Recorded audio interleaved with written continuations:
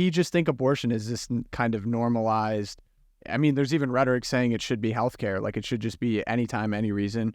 It doesn't matter. It's just a part of the game. And if you go over there, I think it would probably be thought of like murder. Dear Lord, please bless all the listeners tuning in and guide our conversation today. Welcome back to the LOOPcast. Today we are talking faith, culture, and politics from a Catholic perspective. We have Tom, Erica, and Josh, and we have some insight into something a little bit international here, and we are going over to Africa. So something that has kind of buzzed around on the outside, I've heard and seen places, but no one's really done a good enough job exposing how much of a problem this is. So we're going to try to do that today. We are looking at the President's Emergency Plan for AIDS Relief, known as PEPFAR. Specifically, it started as an AIDS program done by Bush and is now kind of being hijacked by the current administration to go way beyond the scope of what that is. Erica, we've done a lot of research. We have some insight in this, even on the Hill. What's going on with PEPFAR? Sure. So there's actually a really interesting Catholic angle on this that I'll get to in a minute. So for those who don't know, PEPFAR was created in 2003 as part of the global emergency response to the HIV/AIDS epidemic in Africa specifically. And it has since then become the most expensive foreign assistance program in history. We've put about $110 billion into this. And the United States government cites that we've saved probably over 25 million lives. So a lot of good has been done. It also had a lot of positive spillover effect, significant reductions in maternal and child mortality and increases in some childhood immunization rates, which I know, Tom, we could go on and on about that, but we'll let send our listeners to last week's episode on that one. But it's an interesting program in that it's been sort of the baby, the pride and joy of a lot of Republican senators, including and congressmen, including Representative Chris Smith. Now, what the issue is that the Biden administration has added language to its PEPFAR strategy document, which is currently up for approval in Congress. This would be PEPFAR's fourth approval. And they added language about integrating the HIV programs with, quote, sexual health and reproductive rights.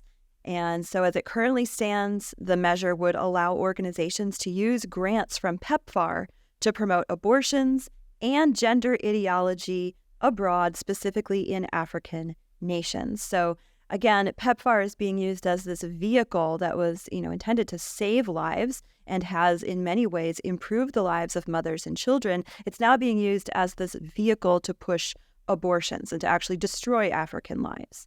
So a lot of upset on the Hill. Representative Chris Smith has come out very strongly against this and accused the Biden administration of doing this deliberately.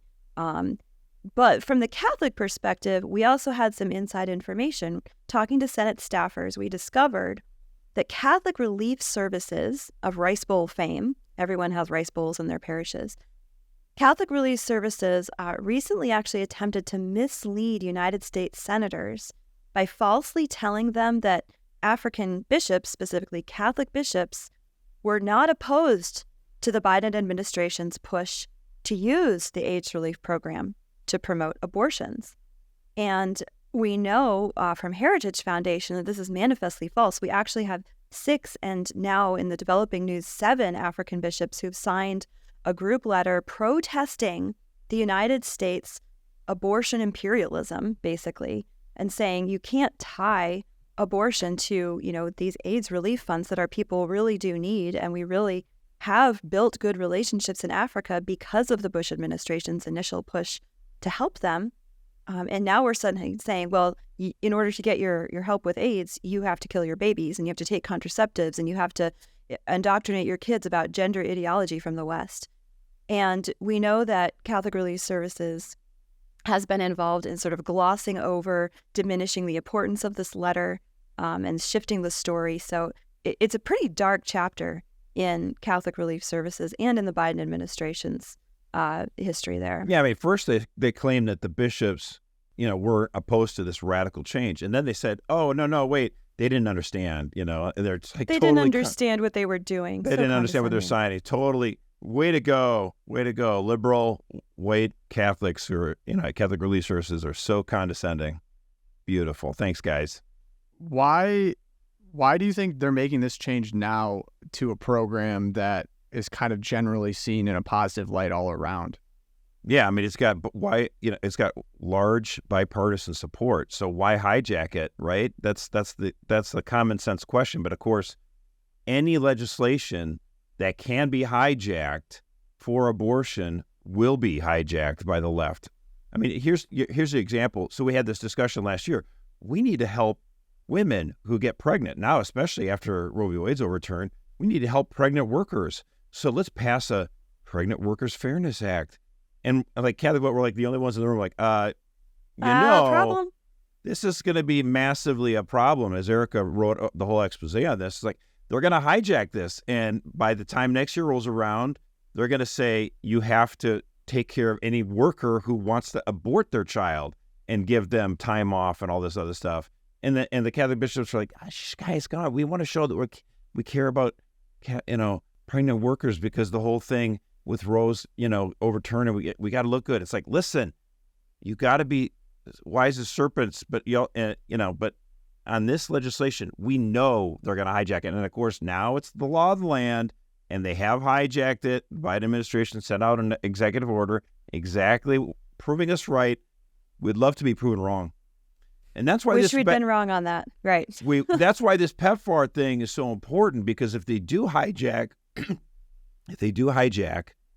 this AIDS relief program and turn it into a massive abortion regime, as a way of forcing these countries to change their laws and abort their children, that it's going to be not just horrible for that. What a horrible legacy we would lead Africa to. Not just that we so often kill our own children in this country, but that we'd export it. That would be a horrible legacy. I'd be very ashamed of that. But it also, like I say, it's a battle for all this other legislation. So we lost on the pregnant workers' labor law, and now there's some people on the right, some pro-natalist, pro-birth, pro-family people are like, hey, why don't we make birth free, and we'll have the government come in and pay for everything so that it'll be a way to try to get more babies. And it's like, listen, if this is what they're trying to do to every single piece of legislation, they're going to use that as a backdoor. They're going to use that too on everything. So right. I mean, I'm sorry, it's kind of making me almost like a libertarian, but like government can get just crazy. You got to watch out. Have we ever stepped back and thought about the fact that this is a legacy of the second Catholic president in our history? Other presidents had the opportunity to change this PEPFAR. It's been around since Bush. Why does this administration have such a over-the-top obsession with turning everything into, an abortion or LGBTQ type issue, especially knowing as a Catholic that's against his faith?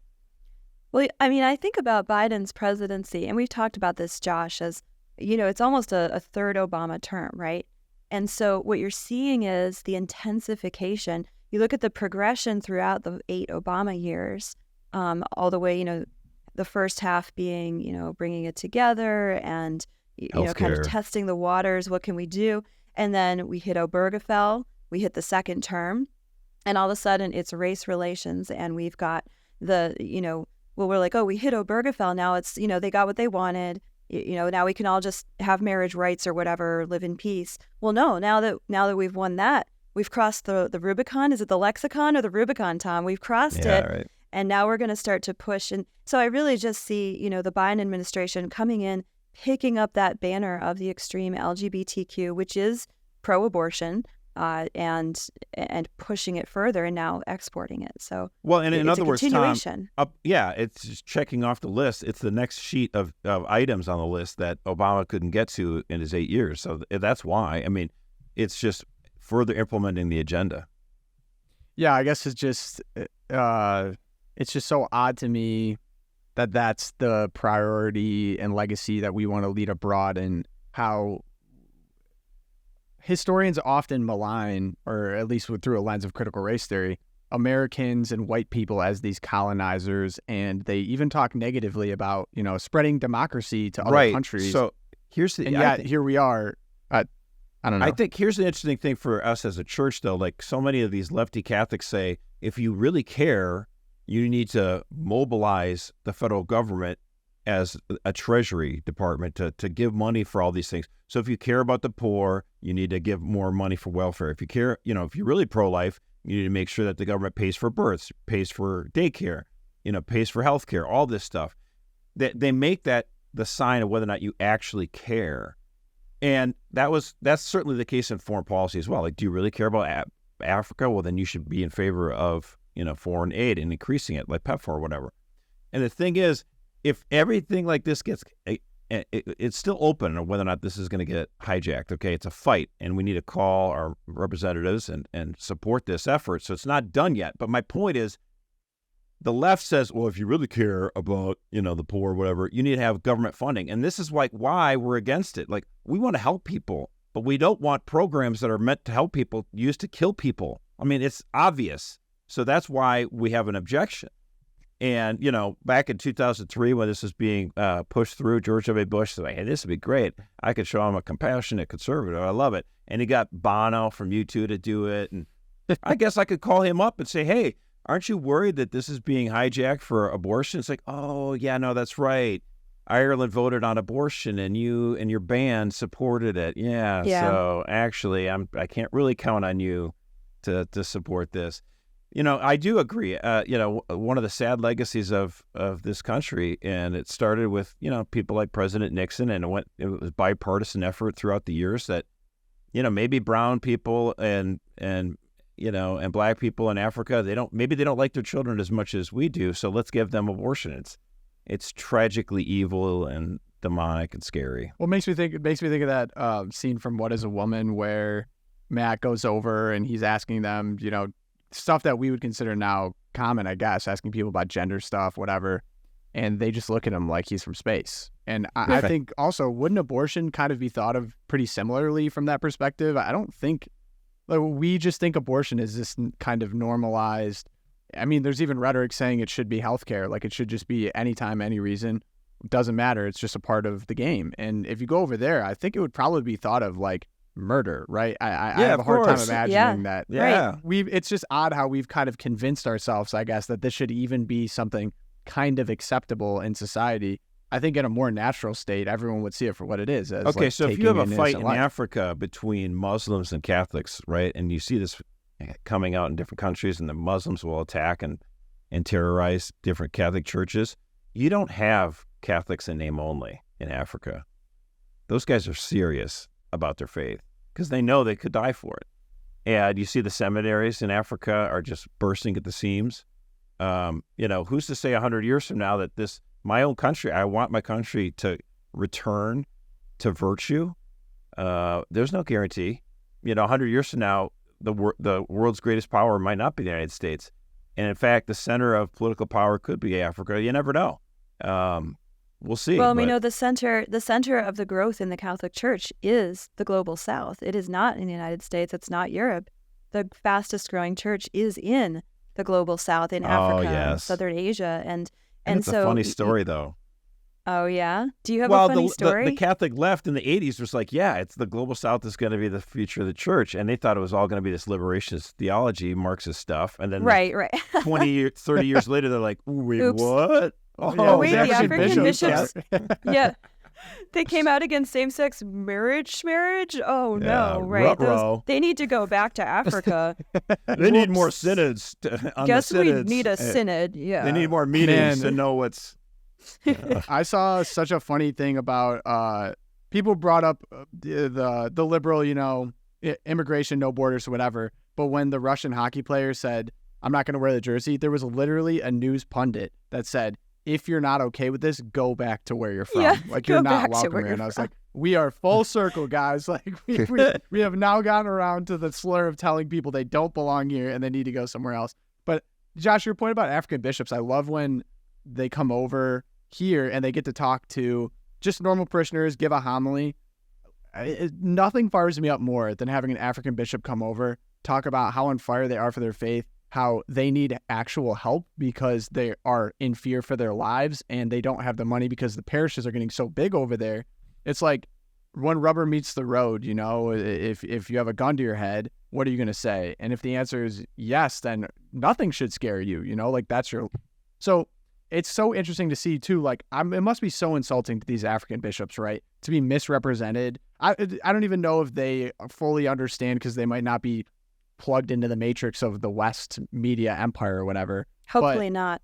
Hopefully not, because I feel like they would be very upset to know, like, oh yeah, they're being misconstrued to be in favor of using these funds for abortion, which I'm sure is just abhorrent to them, would be my guess. Like, I would love to actually, if we could get into contact with one, that'd be so cool, talking to an African bishop on the Loopcast.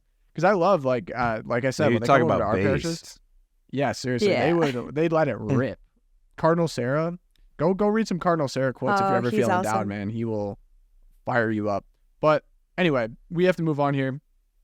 So we received a letter, and this actually kind of made the rounds on the internet as well. So there's this representative, Rosa DeLauro. She's a Democrat from my home state, Connecticut. Yeah. And it's not something to be proud of. Box of shame here. Not something to be proud of, unfortunately, Erica. She penned a renewed statement of principles defending the so-called right to abortion. And you might think, oh, this is kind of normal, but she's actually defending this from her Catholic faith. So there were 30 other self-professed Catholic Democrats signed this statement, including, the Queen, Nancy Pelosi. But it kind of restarted this whole firestorm of, why are Catholics in public using their faith to justify, Catholic representatives using their faith to justify abortion for any reason at any time? And so when this came out, what does this make you think of? I mean, yeah, I would have more respect for them if they just said, I'm Catholic and my church is completely mistaken. My church hates women, but I'm going to stand up for women. So I would respect at least, like, they would be dead wrong, obviously, but if they at least said, I'm against the Catholic Church on this. But instead, she comes out with this tweet that's, I'm Catholic, baptized, raised, and confirmed, and part of my faith tells me to defend women. And so we are, we're going to codify Roe v. Wade into law, into the Constitution, and all this. And it's just, it's more of the same. It's classic. And they're all so old, too. Again, like, we talk about the need for term limits here. We've got Doloro's 80 years old. Pelosi's 100, I think. No, she's old. But again, like, it's so, I feel like we've been doing this since the 1980s, and it's time for these people to retire. Well, can I ask now, though, before we get into this, because I feel like for me, President Biden really set the precedent for being Catholic and not acting Catholic as a public representative.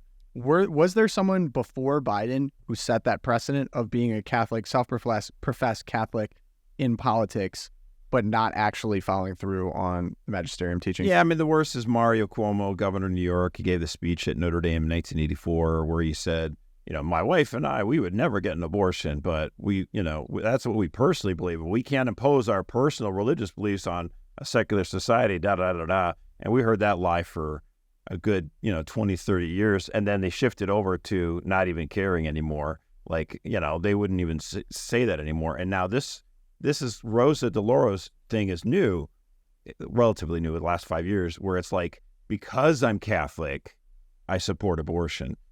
And this is the only time she'll ever invoke her faith, by the way, to support abortion, which is interesting.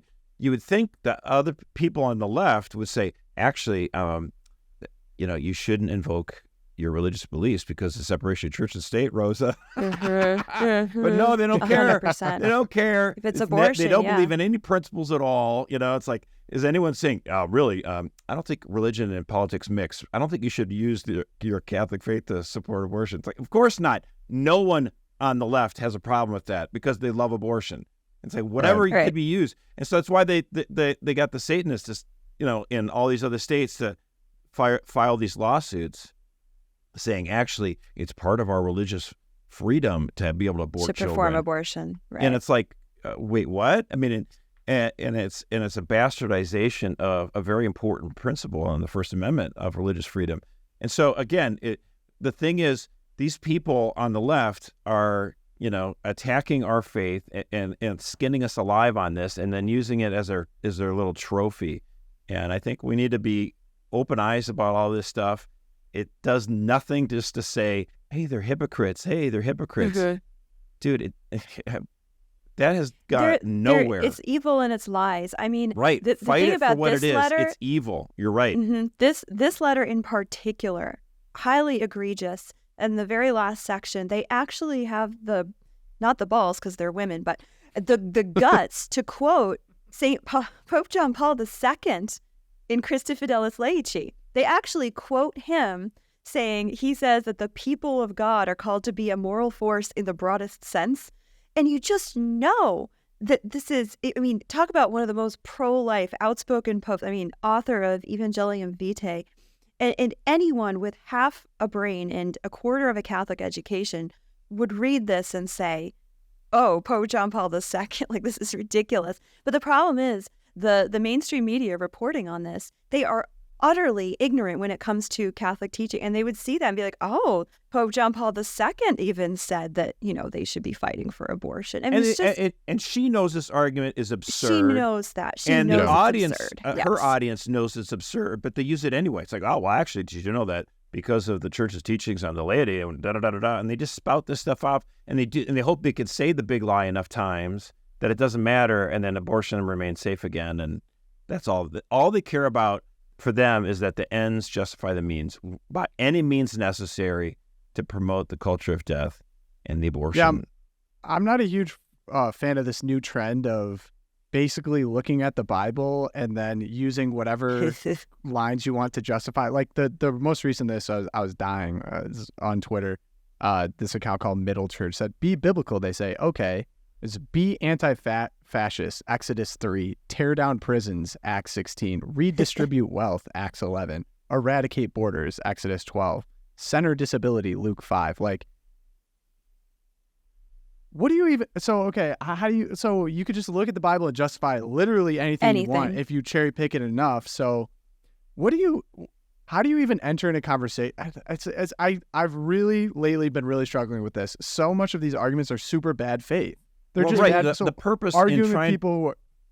Yeah. So why? What am I doing? Like, why are we? But you have to counter that, right? Like, what do you but the counter? thing is, when it comes to an argument like this, and someone who's professing something like, in this case, it's Rosa DeLauro, putting forth such a bad faith argument, the purpose of what you're doing to try to combat these lies is not to try to convince her and to change her heart. I mean, if it is changed, great. And we pray for her heart to be converted. Ultimately, it's up to the Holy Spirit to convert her heart, but we'll do our best to try to make the arguments, make the points, and to combat the evil lies that she's spreading, right?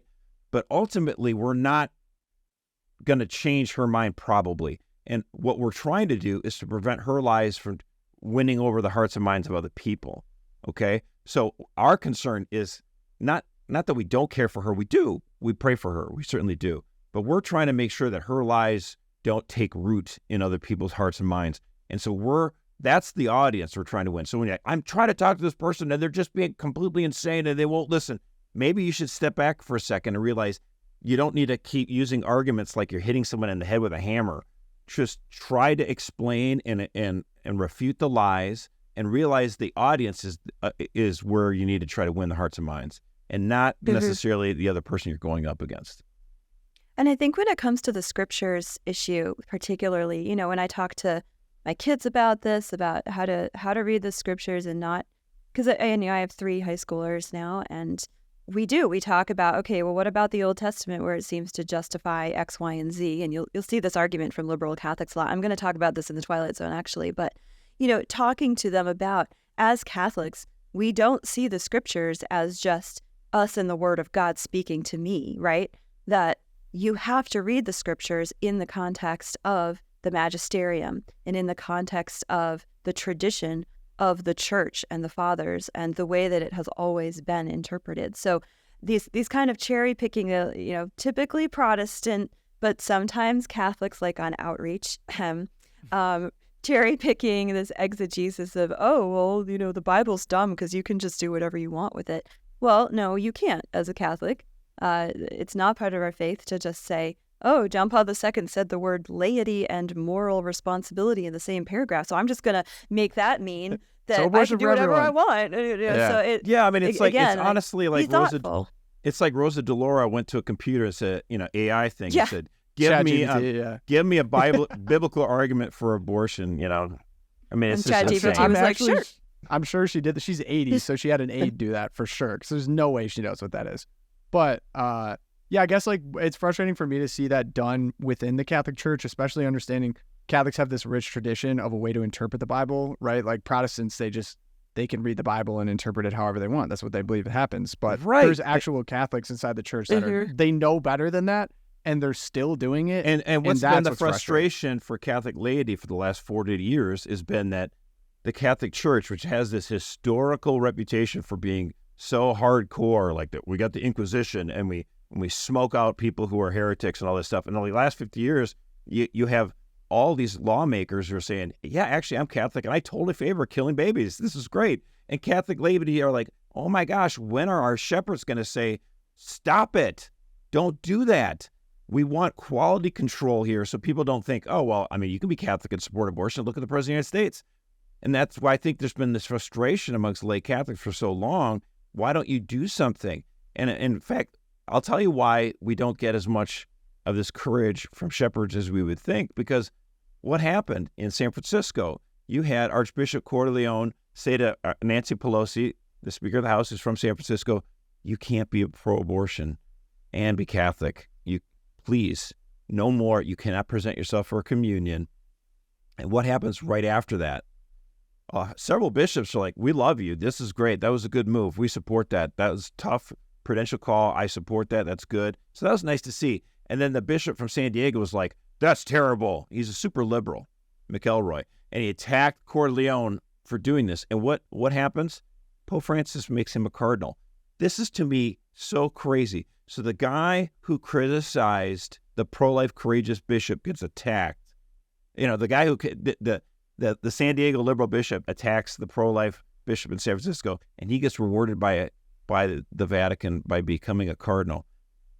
And it's even more tragic when you think, Jose Gomez is the Archbishop of Los Angeles. He's been there for 10 years, and he still doesn't get a red hat because he's, quote, too conservative.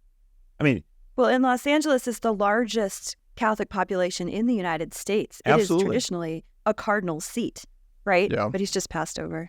100%. So, again, and that's why when we have Bishop Strickland in Tyler, Texas, being, you know, he gets an apostolic visitation by the Vatican, and maybe there's something that we don't know about that is truly unfolding. You know, I'm always going to open up the possibility that, look, there's been enough scandal in our church over these years. Maybe there is something. Maybe he didn't have any idea on it. I'm not trying to say anything against him. Or maybe it's just the Vatican saying, we don't like the fact that, you know, that you were pretty outspoken against the Dodgers and pro-life stuff, and we want to kind of take you down that peg or two. It would be hard not for a lot of lay Catholics to think that, especially after I said what happened in San Francisco. Go into the visit. I don't think that this is the first time I've ever heard of an apostolic visit. Is this something that commonly happens? Has people been removed in this fashion? Like, what is the visit? Why is it done?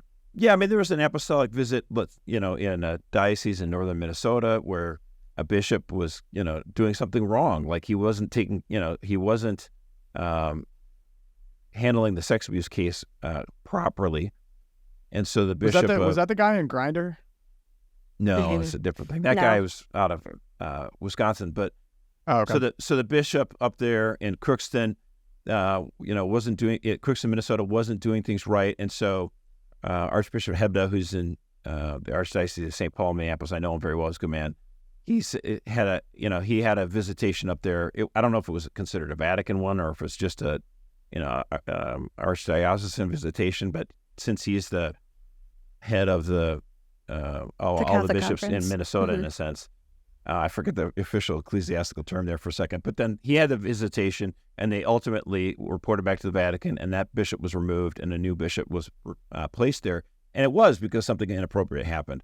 So that's why I'm saying I'm not going to immediately jump to the gun and automatically assume that there can't be anything wrong. But it is curious that there's an apostolic visitation of Bishop Strickland like 2 weeks after he was so outspoken against the blasphemy that the Dodgers supported this anti-Catholic hate group. And he's been so outspoken on pro-life stuff. And people are like, well, maybe he should be a little bit more careful, not too outspoken. And it's like, you know what? Maybe it's kind of nice to have a bishop who just says, I really hate abortion and it's horrible, and I want to speak out about it like I'm really upset and mad. Like, go for it. It's beautiful to see. Why does everyone have to be so absolutely perfect and careful with every single last word they say? God bless him. I love Bishop Strickland. If I could say, I think why liberal Catholics are not surprised this is happening. What the tweet they say is the smoking gun is he said that Pope Francis is, I think, eroding the deposit of faith on Twitter. And they have cited that as like, okay, he's not acknowledging the authority or something, even though right after, of course, he clarified, like, this is not what I'm saying. I'm just saying in regards to how he's treated the traditional Latin Mass and that thing. And I think, Catholics with two eyes kind of see, yeah, that's what's happening. And some people are happy that's happening. Some people are against it happening. But regardless, I think it's happening. But that's the tweet that everyone points at as like, okay, whoa, like this might be getting out of hand. So I don't know, Erica, like, is his Twitter presence worthy of reprimand, would you say? Yeah, I mean, it's a tough question because the whole, like, I can see people on both sides being like, well, he goes too towards the church militant end of things, or he goes too toward, but if you actually just, as usual, if you, instead of reading accounts of his Twitter account, you actually just go through and read the bishop's Twitter account. Is he more outspoken than other bishops? Absolutely. Is he saying anything contrary to the faith? Absolutely not.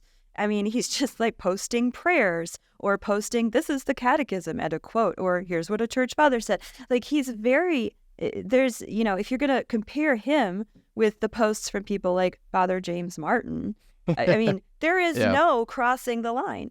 And Father James Martin is not only not getting an apostolic visitation, right? He's getting Vatican approval. He's getting letters, three letters so far from the Pope himself. Well, here's another piece that was interesting to me. The bishop who drove the visitation, who was appointed by the Vatican to do the visitation, was Bishop Gerald Kikanis, who's out of Tucson, Arizona. He's emeritus now, so he's retired. But he was one of a group of bishops in 2018 who were driving, along with McElroy, who Josh mentioned, John Stowe of Lexington, who we've spoken about on this program, Horrible. And of course, Cardinal Cupich out of Chicago. Bishop Kikanis was working with these three bishops to change the bishop's voter guide to downplay abortion, right? So to downplay it as a primary concern. And this meeting was really interesting. I'm going to post in the show notes. Strickland actually stood up at the 2018 as this debate was going on if they're going to change the voter guide. And he spoke very movingly on the preeminence of abortion, but not so much on that issue. He spoke really movingly on fraternal correction and how the bishops, he loves being together with his brother bishops. The prayers are beautiful. This is a very well-run meeting.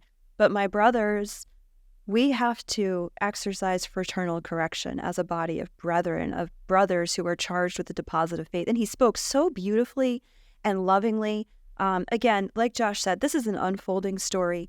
Given the past, I mean, I come out of the McCarrick generation here, so I'm not like, oh, there's nothing there, right? But to listen to Strickland speak to his brother bishops, it's very moving.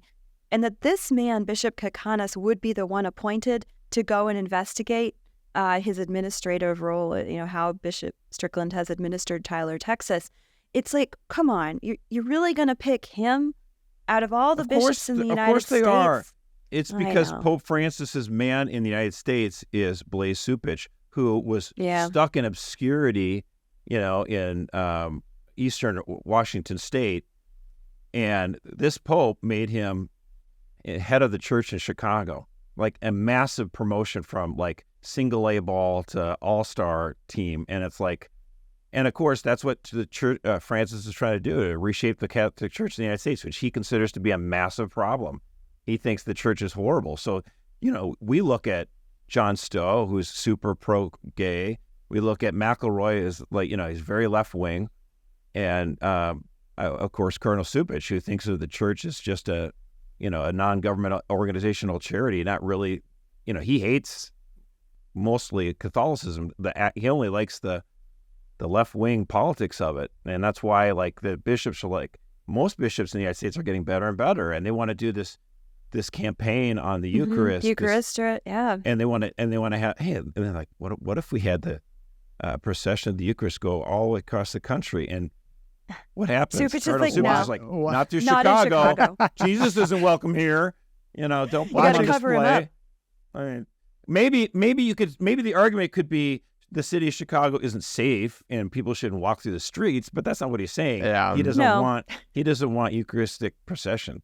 I mean, watching the liberal Catholics talk against the Eucharistic procession was one of the funniest things I've ever seen. Like, how could you possibly mount an argument against more exposure to the Eucharist? Yeah, because for these people, the Catholic Church isn't about the faith, right? Its only purpose is to be mobilized to promote the Democratic Party. So, so like, this, you're like, oh my gosh, this, these guys who opposed Strickland and wanted to water down, the voter guide, were precisely because they're worried more Catholics are waking up and seeing how diabolical and bloodthirsty the Democratic Party is, and they're like, well, this is terrorizing. Better change that. We got to water this down.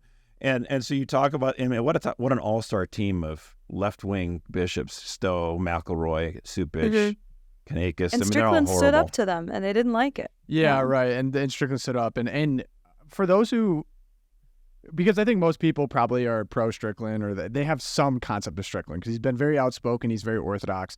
There's a great interview he did with Matt Fradd on Pints with Aquinas. That was just a really long form. I think it was like 2.5, 3 hours. If you want to get to know Strickland, listen to that interview. I think you're going to have a hard time coming away from that interview thinking that he's anything but, an orthodox, he's the real deal, thoughtful. Yeah, right. He's not even like vengeful. Like he could be. I feel like he could be very angry and vengeful, but he's just chosen to be very careful with his words and kind, but also firm. And I think that's the best. If you want to understand Bishop Strickland, listen to that interview, and then that'll give you a better lens as to what this persecution looks like, I guess, understanding that. And once again, we're going to leave it open because who knows, maybe there's something going on, and of course we don't want that to happen. But if it is what we kind of are suspecting it is, it's not really good news.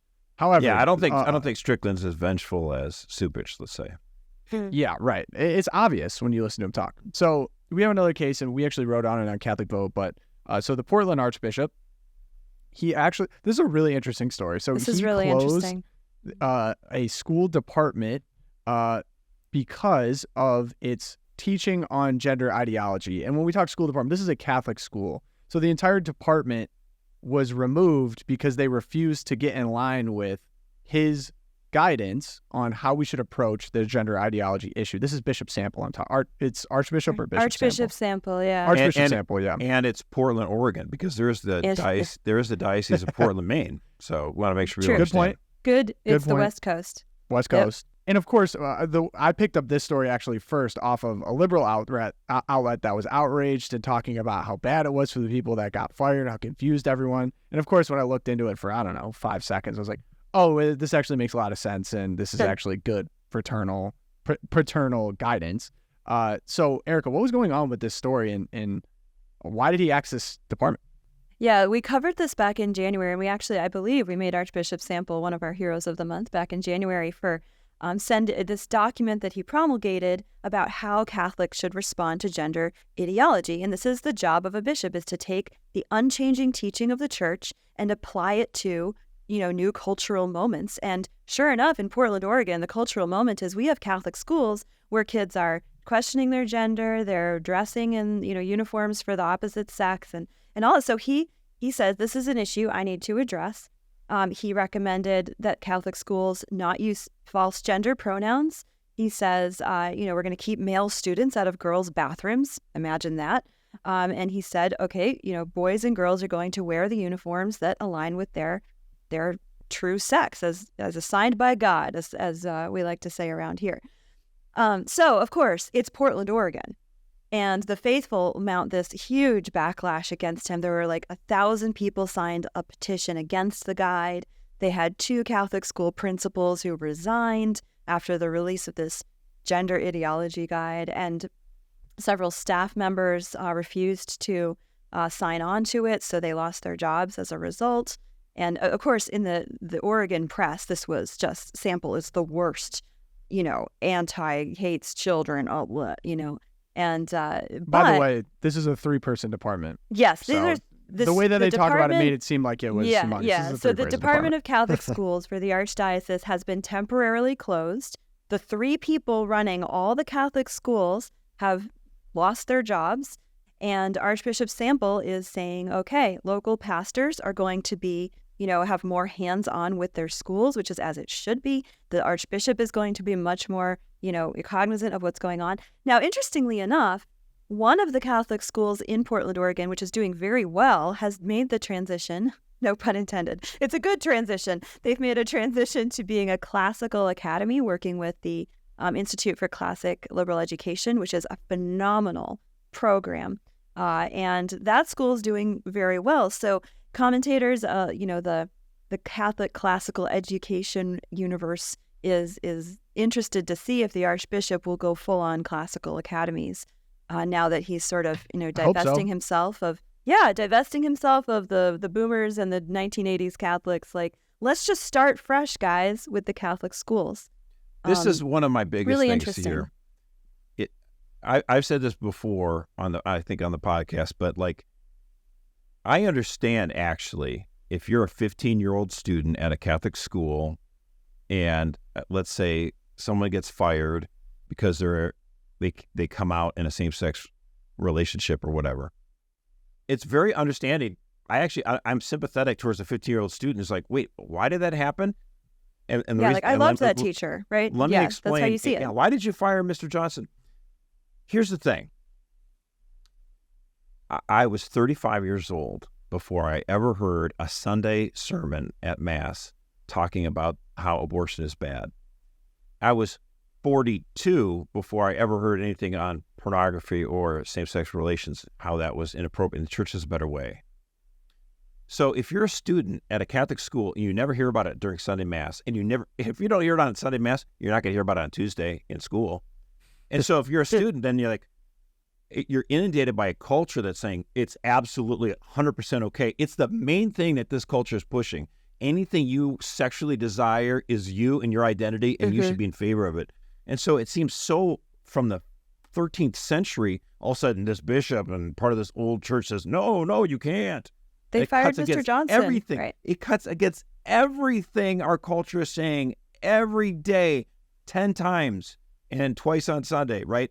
And so this is why it is so important for bishops, and I thank Archbishop Sample so much for doing this. It's so critical to stand in the gap here and say, I don't care if the culture's gone insane on this.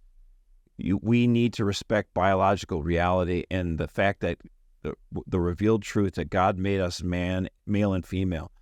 And you have to stand up and explain what's going on and insist that the priests in your diocese are on the same page and ensure that the employees of the schools are on the same page. And if they're not, then you need a little bit of clarity here, and you need a change personnel if need be. And so that when you're a student at a Catholic school, you're like, oh, yeah, I understand that my church is different and they're trying to fight against the tide of this culture because we recognize that it will lead to horrible things or bad things. Right. And I want to just address the charge that this isn't accompaniment, right? Like Sample is not accompanying his gay employees, and he's not accompanying the LGBTQ youth and trans kids and all that.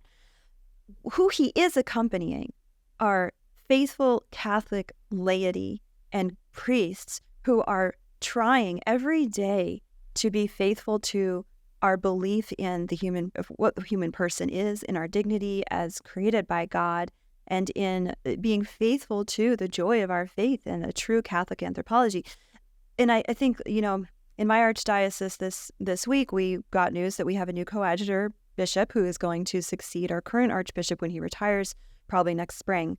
And he started off his press conference, we love Jesus Christ, all the good things. And then he finished it with, I use preferred personal pronouns because it's polite in society. And I encourage all my priests and employees to do the same. He said this at his press conference as a matter of, I accompany them and I listen to them.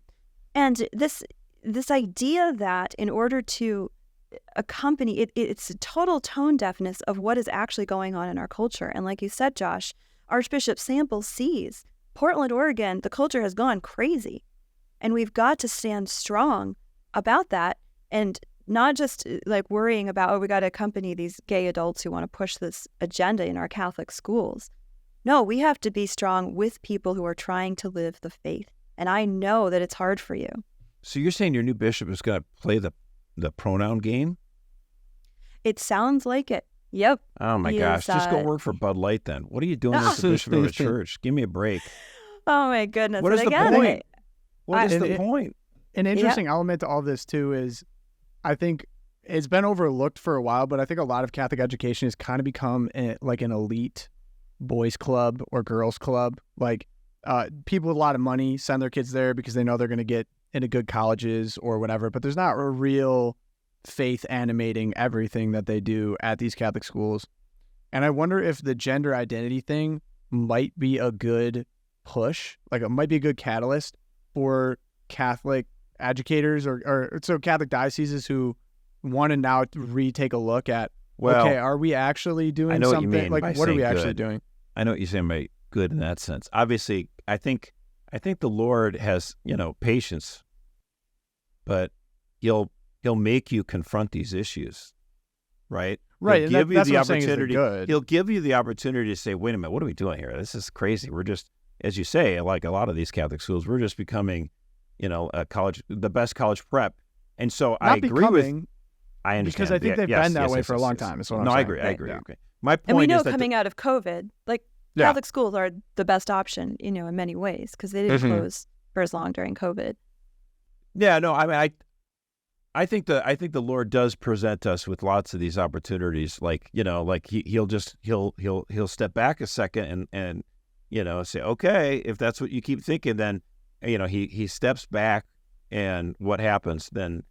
These schools get attacked on other ways, and you've basically denied God's grace, and you've denied His opportunity to help you and become an animating part of your life or your school, and you kind of you turn your back to Him, and then what happens? Then they come along and the culture does these attacks, and then you say, wait a minute, you can't do that.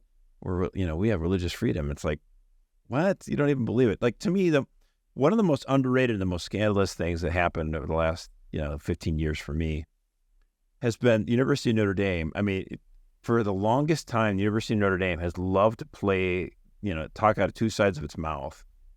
They bring in Mario Cuomo, like I said, in 1984, to give the speech about supporting abortion. Basically provided intellectual cover for that diabolical argument, right? But the Notre Dame would be like, oh, look at this. We have all these beautiful churches and all these kids go to school.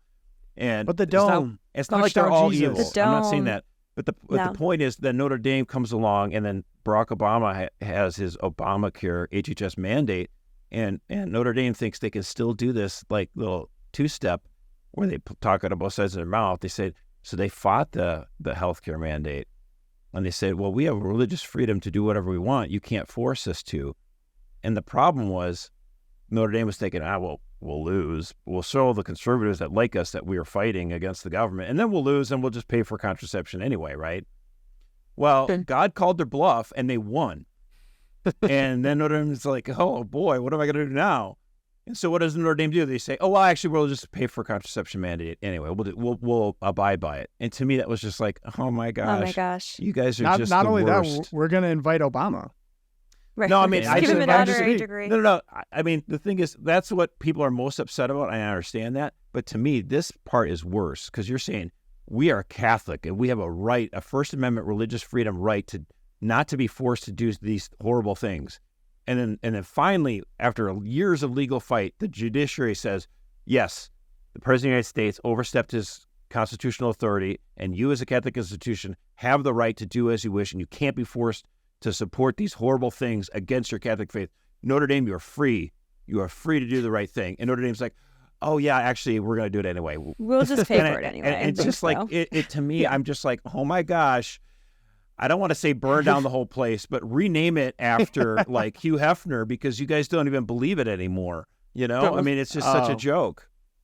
You're going to insult all the Notre Damers listening to the Domers. Well, the Domers as they should call be themselves. upset. If you went to Notre Dame, you should be upset.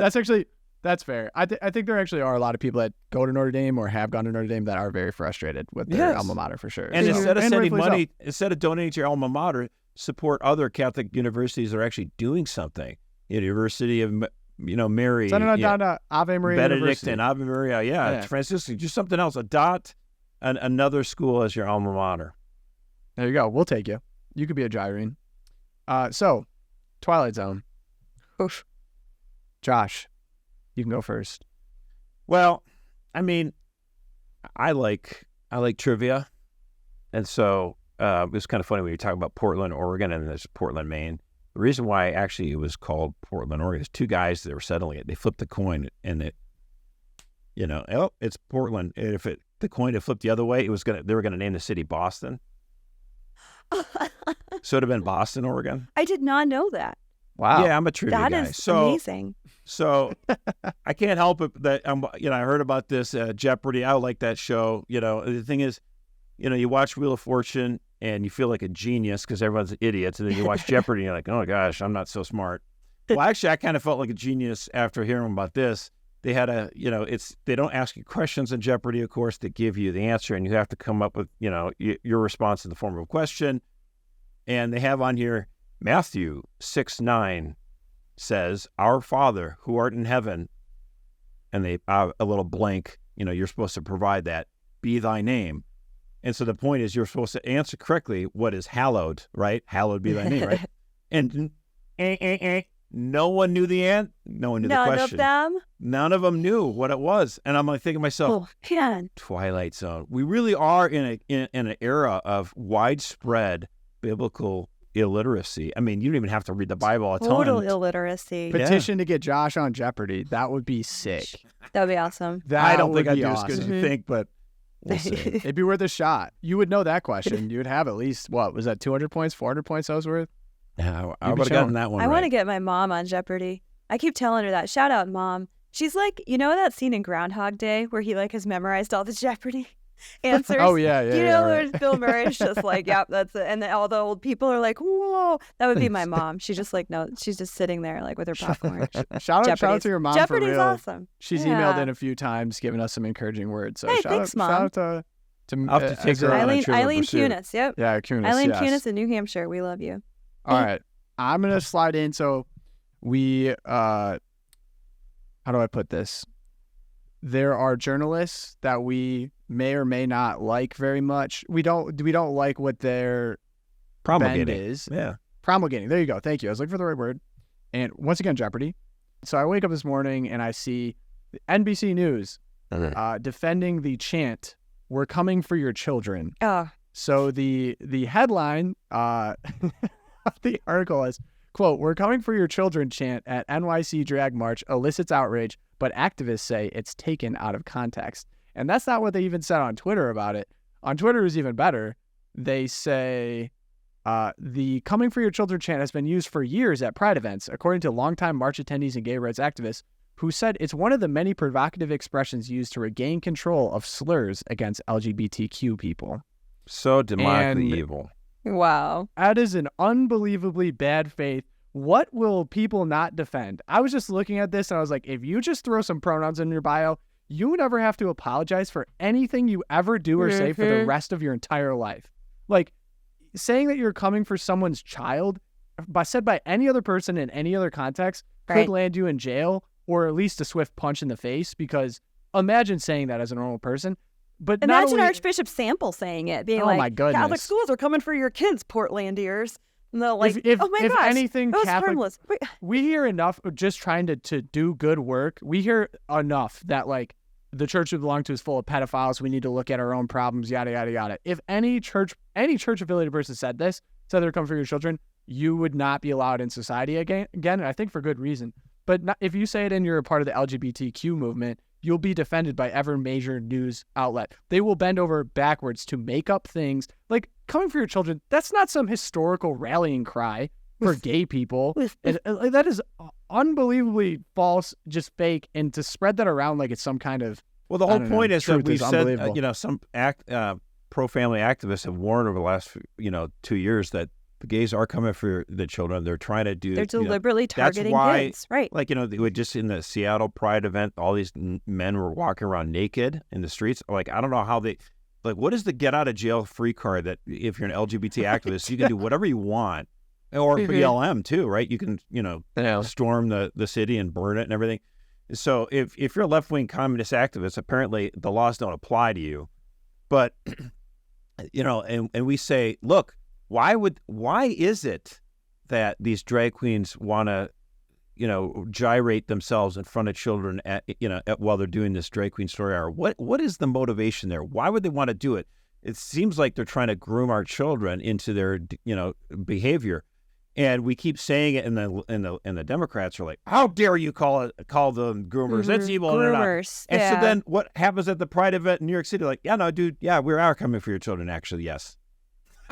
And then they're like, they don't mean it that way. Yeah, they could have been evidence like, to the contrary. No. Yeah, no, they're like, yeah. It'd be one thing if The it veil's was off. that.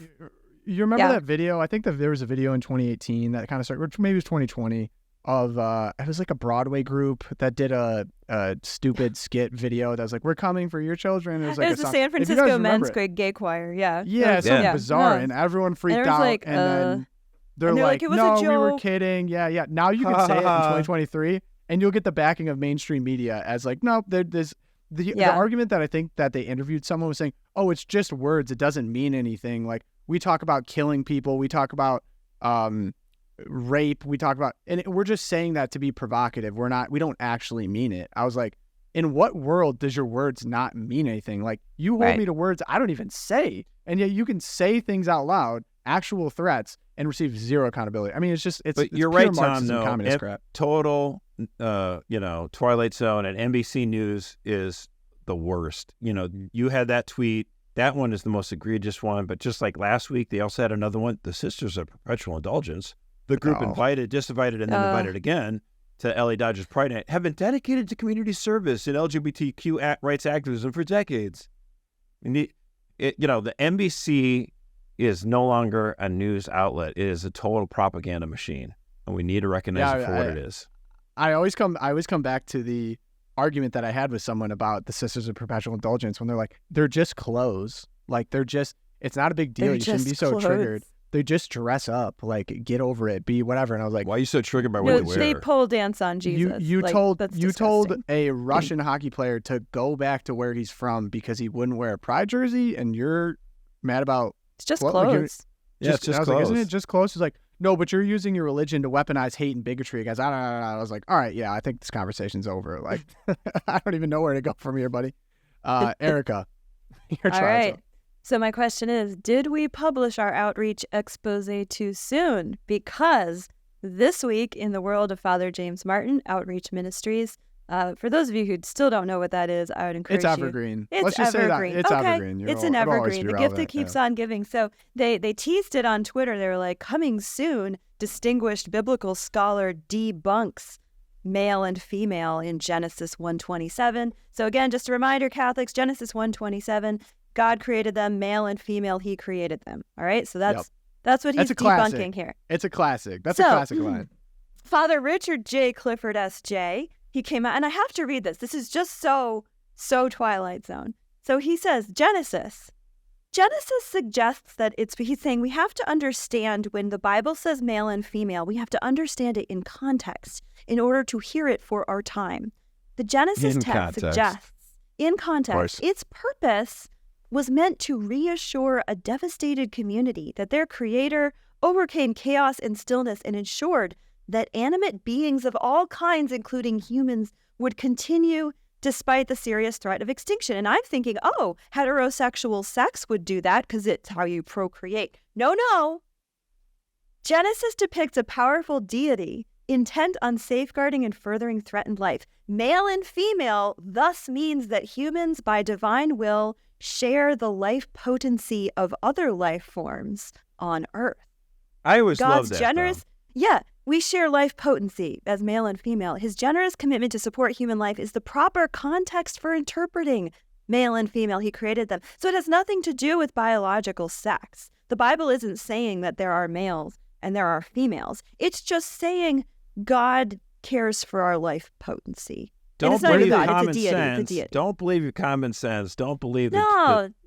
Where do they find these people? Anytime anyone says it needs to be understood in proper context, that's like communist narrative coming through. Need for reprogramming. Yeah, and he's like, we have to do this interpretation of Genesis. He says, the expectation that this single verse in Genesis can adjudicate modern controversies about gender is thoroughly misguided. There is no hint that the ancient author knew anything about modern issues of gender identity. To use male and female he created against or for contemporary gender discussions is to read into the biblical text rather than to read the biblical text. I mean, this is deep stuff, people. We are talking like extreme heresy abuse of scripture. And I loved this comment from Teresa Notare. She said, scholars like him forget that the stories of the Bible are not mere stories. They're not just there to like be interpreted in their literary context, but they're vehicles through which timeless truths are communicated by God to his people. Well, forget that. I would highly recommend Father Richard J. Clifford check out St. Augustine's On Christian Doctrine for a review on how Catholics interpret scriptures and to actually find some timeless truths in there. That maybe male and female is pretty timeless. We gotta go get the boy Peter Wolfgang back because we know he loves coming. Bibles. He's scheduled. He's that's subbing true, up for me in a couple weeks. He's a big, hey, listeners, Bible you got guy. a treat coming up. Yeah, shout out to Peter. Yeah, Peter Wolfgang, I think, would take issue with this interpretation. Yeah. But truly, I ask this truly: where does Outreach find these people? Where do they live? I'm not kidding. The Jesuit seminary, buddy. They're just like. Did you guys catch the Sparkle Creed? Oh my gosh, the Sparkle Creed. Yeah, that's old, but man, actually listening to the Episcopalian priestess recite the Sparkle Creed was I've never just laughed. I just simultaneously laughed and believe in cringed Jesus at Christ, the same time. their child. Ugh. I don't even. Who had two daddies. Just no, Google, literally, that's what it says. Google the Sparkle Creed. I can't recite it here. No. I have to go. This is the type of out. people. So The Sparkle We Creed read this stuff so type you don't have people to, are- but yeah, yeah, no, you please don't don't. listen. Don't. Yeah. Pogo, I come on. really have never laughed that Have mercy hard, on the though, listeners. it's like I want to take rubbing alcohol Yeah. and just soak my eyeballs with it after the Yeah, my gosh. All right. Well, I think we got to round it out on that one. Thank you, everyone, for listening. Ways to help the program, as always. Reviews, Apple Podcasts, Spotify, they help us a ton. Email, loopcast@catholicvote.org. I've gotten a lot of emails about the RFK Jr. episode, and I have really to say, exercise Josh, the plebeians there, Tom. yeah, I let's just say, people had a lot of strong feelings about it. I actually really enjoyed talking to people about it because I feel very strongly about it as well. Let's just say for that episode, we tried to give a really well-rounded perspective on it. I don't think we all agree. I don't think we all have to. That's kind of the magic of the show. So thank you all for emailing in. I'm going to get to all of those because there was a lot of them. But I really like talking to you guys. So email in if you have questions or you want to know. Some people actually wanted to know, Josh, you dropped quite the bar last episode, the quote. You gave a really good quote that fired us all up. Might need to make that a regular part of these episodes. I think it was your closing quote, right, Josh? It was from your friend. It was the closing quote. Yeah. We had a couple people who were like, give me the quote. So I will send that out. That was sweet. But maybe we'll make that a regular part. But happy 4th of July, a little bit early. We will have a special episode coming for you then where we just have all kinds of fun. America. It's a little bit different, but it was a super fun one to do. So that'll be coming during that week. And so much Josh trivia. Those of you a lot who of love Josh your trivia being yeah. obnoxious. Listen in. Yes. So I was holding back. listen to that. You were. It was a good time. So listen to that. So also, I'm going to start signing off now. I think we have a couple patrons here at Catholic Vote that a lot of people actually don't know about. So St. Thomas More, St. Fidelis, and Our Lady of Guadalupe, we pray to often. Specifically for our work, they are our patrons. So I'm going to sign off with St. Thomas More, St. Fidelis, and Our Lady of Guadalupe. Pray for us. Amen. And we will see you all on the next episode. Bye, guys.